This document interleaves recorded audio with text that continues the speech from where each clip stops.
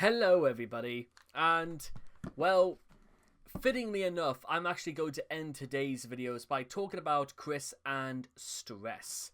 So, well, let's just do that then, shall we? Stress hinders the emotions and physical abilities as swiftly as a bullet. Chris equating stress to being shot. Where on the body are you being shot, or shooting at the sky, something like that? Chris needs to be a little bit more specific on the specifics on this one. I really feel like I should be reeled into my Pokeball and stored in the PC a while. Chris, after finding out that Rosechew had a pickle all along, despite the fact that it's Chris's own creation. And this is Chris's stressed mode. This is a Chris Chan in its wild, in its natural habitat. Unshowered and laying on rags probably greasier than he is. Ew. Stress is the bane of Christian Western Chandler's existence. After high school, Chris soon learned he couldn't blame his shortcomings on his high-functioning autism rather than take matters into his own hands and improve himself. He began to use stress as an excuse. However, it's assumed that Chris is probably confusing stress with depression or anxiety, refusing to admit that he is, in fact, unhappy with his current situation. I mean, I've only been through probably maybe a tenth of some of the problems Chris has had even at 27, and don't get me wrong, guys, it's not to be underestimated with, but well, do something about it then. Anyway, given the intensely sheltered lifestyle his parents provided for him well into his 20s, it is highly unlikely Chris ever experienced any form of intense anxiety or pressure that would give him severe psychological and physical effects, apart from his consistent paranoia over getting trolled, and in recent years the financial crisis. He is, however, prescribed medicine for this stress, since Chris tends to exaggerate everything. Anything that makes him feel remotely uncomfortable is classified to him as a stressor. When under the effects of this stress, Chris typically posted videos without his glasses and talked in a more meek voice. It is during these periods that Chris will opt to remove himself from the internet for about a week or so and then come back feeling refreshed, rejuvenated, and given a new resolve to finish his love quest. This is most likely due to his autistic regenerative abilities that make sure that his heart never goes below zero and into the negatives. But unfortunately, Chris is not Wolverine. Chris often cites stress as the reason he isn't inspired to work on the comics. Precisely why inspiration is needed to make Sonic recolors have sex with each other and kill Chris's enemies is not apparent. In August of 2013, Chris indicated through Facebook that his stress is beginning to take a toll on his health. Given his rather unhealthy lifestyle, it's not unlikely, but also not even one of the main contributions to Chris's, elephantine physical appearance and rather gluttonous insides, but there we go. Meanwhile, stressors. Category, identity.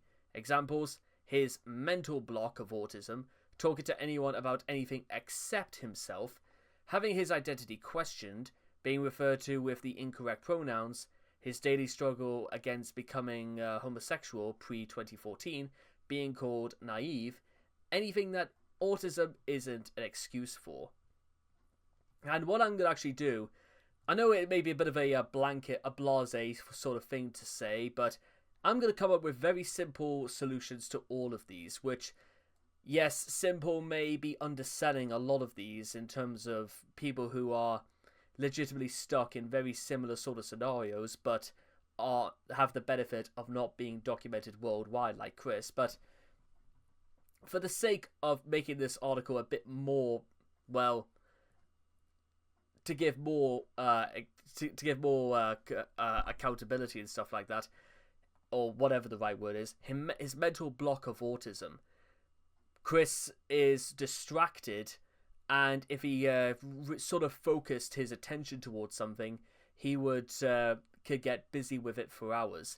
It's probably maybe because Chris is unfocused, because there are things weighing him down that he can't seemingly ignore. Talking to anyone about anything except himself.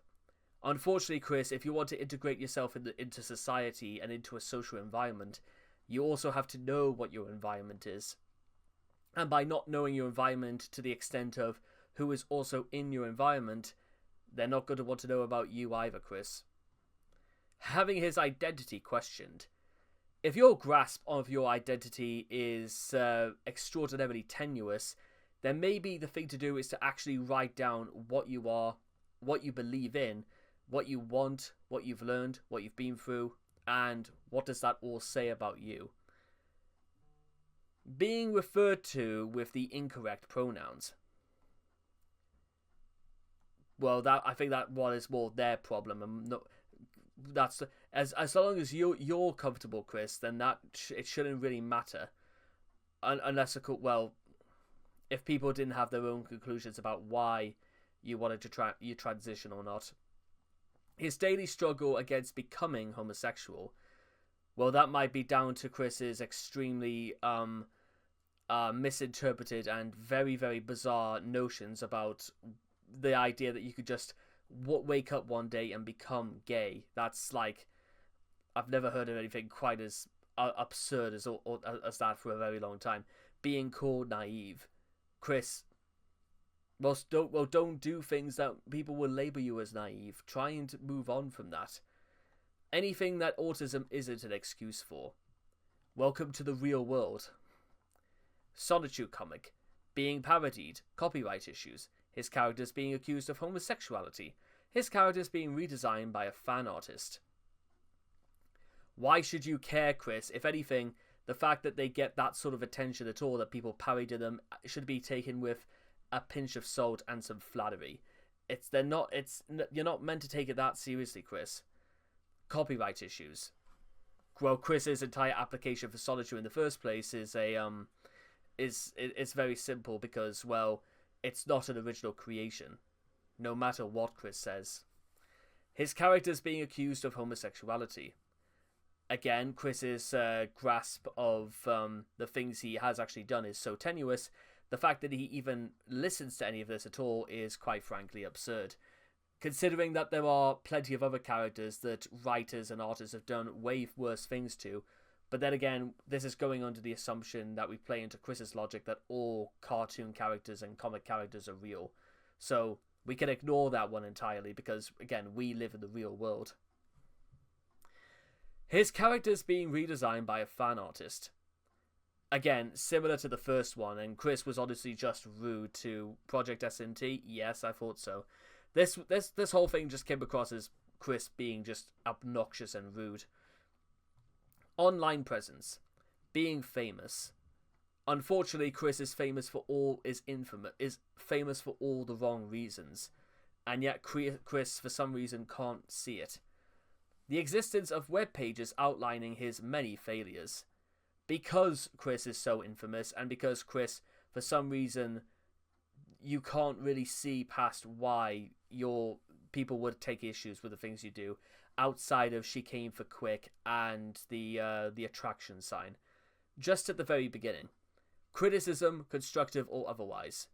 Chris will always interpret criticism as harassment, especially when you specifically outline what your potential sweetheart cannot be, from being black to being male to being a police officer. You know, things that, generally would turn people away. Or the way you even, your negative opinions about gay people pre-2014.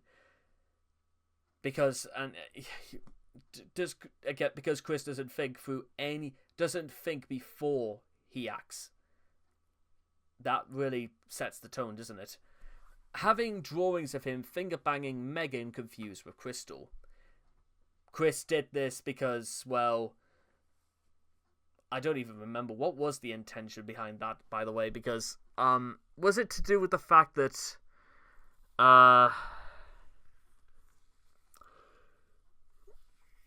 I mean, there was no rational explanation for why it existed, and Chris's explanation to Megan about it is even more outrageous because he doesn't really take the concept of he did something wrong particularly that well. And Megan wasn't having any of it because, well, because nobody would. That's probably why. Domestic life, chores. Well, Chris, you may say your parents are pack rats, but you've dug a pretty comfortable pit to lie in as well. So don't start saying you're anywhere more active or more, considerate to your natural habitat than anyone else. Back when Bob was alive, his willingness to call Chris out on his bullshit and his rare hand washing but living in a super fun site is perfectly okay. Because guess what? Chris actually at one point had respect from his parents enough to know that what they say goes because Chris is living in their house. Outside of the house, anything requiring him to leave the house. No one. Well, I mean, outside of looking for work, getting a job, because, well, at some point you have to do it. It has to be done eventually, because where do you think the money is going to come from? Being banned from places he frequents, because this was Chris's fault.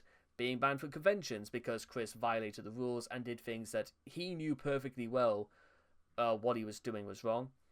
Trying to get unbanned from the game place, and Chris seeming to Chris taking the concept of, as long as he says he's sorry, then they are automatically obliged to forgive and forget.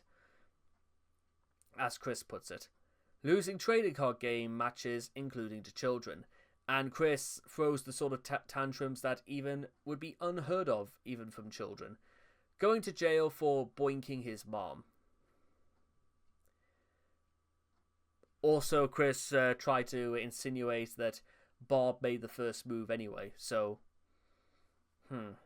Remember what was I saying about Chris actually respecting his parents before? Sweethearts. Take in women and the associated infinitely high boyfriend factor. Maybe instead of trying to just, lure women in with a net, Chris, you could rather stand out for things that you don't need to boast or flounce in front of other people. Asking girls to go out with him, as opposed to just, actually making friends with people and them saying no anyway because reasons. But Chris never really seems to grasp the concept that friends and then actually going out seems it's far more the thing to do.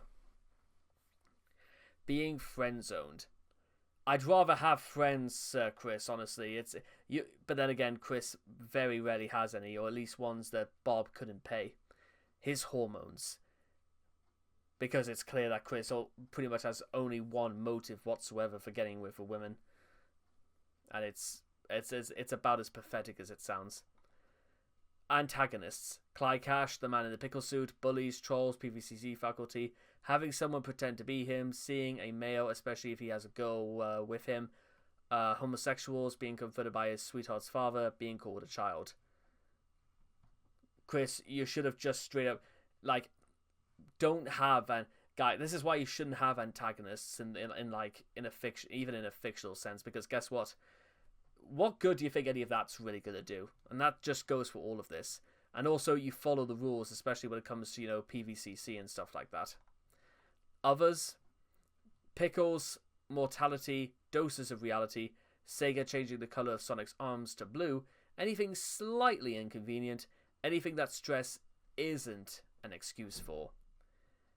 Chris, Alec Bensileria once asked Chris, why does Chris sigh so much?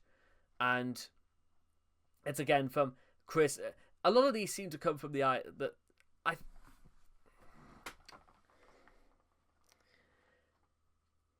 You see, most people, even when they get to the age of 27, they usually go into life, or at least they continue with life, with some sort of scope on reality that to them suggests the idea that, guess what?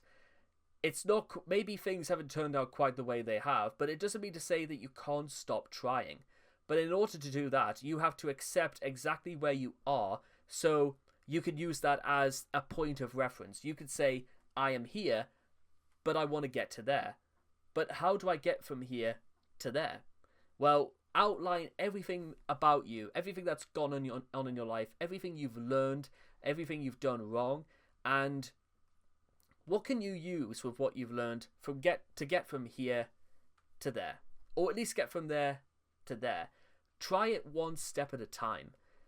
But as I mentioned previously, Chris doesn't really seem to take an interest in making time to establishing just what Chris wants. Sad but true. Handling stress. Mass debating, having a sweetheart reset his biological clock, the prospect of having a sex time, playing video, hiring prostitutes, taking medication, wishing he were in another dimension, and switching bodies with Magi-chan, Sonichu, or Mewtwo to escape conflicts.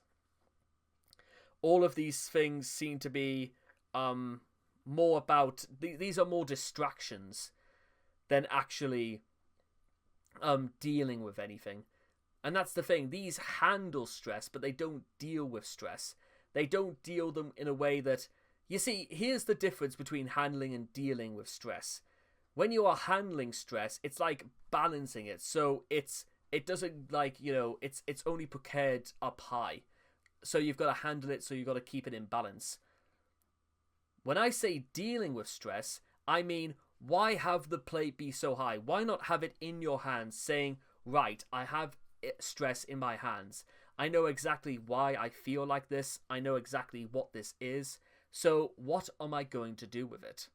Guess what? You lay out the foundation. You work out immediately why you're stressed. And you deal with why you're stressed. For example, you desperately need to get a job. So you apply for other jobs. One gets back to you. You have an interview. They hire you on.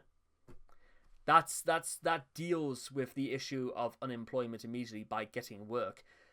And guess what? If it's that much of a burden, then guess what? You don't leave it on the back foot. You deal with it and you just get on with it. This does not read getting on with it. And taking, again, the thing with the thing about taking medication is the fact that Chris taking Paxil and paroxetine, but considering that Chris's lifestyle in terms of his dietary requirements hasn't changed whatsoever whilst on any of those medications, it would suggest that that isn't going to make any ounce of difference whatsoever.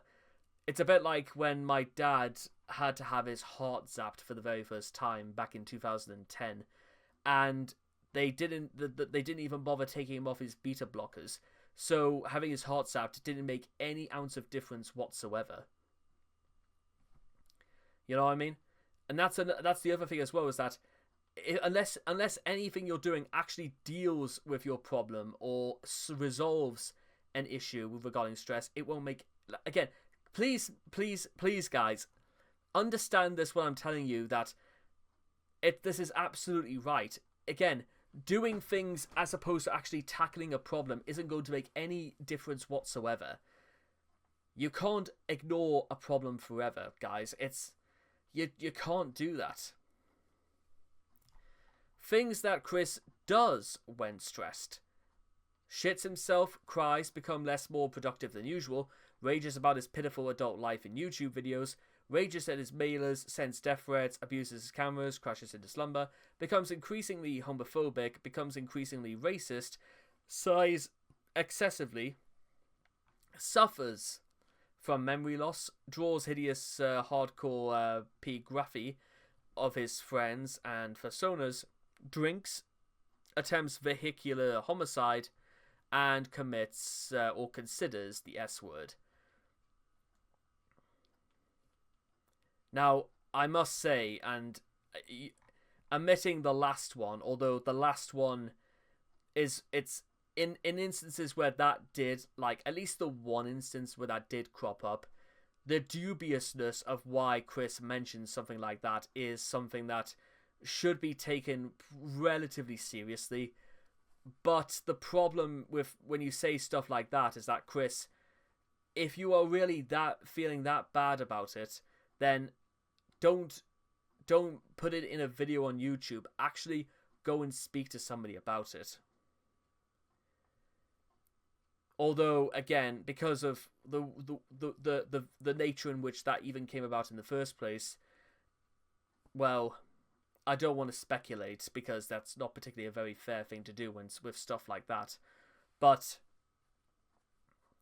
for those who don't know, Chris brings that up in a moment of greater struggles with Dr. Wolf, which is literally like a Lego themed video that Chris makes with My Little Pony animated Dr. Wolf.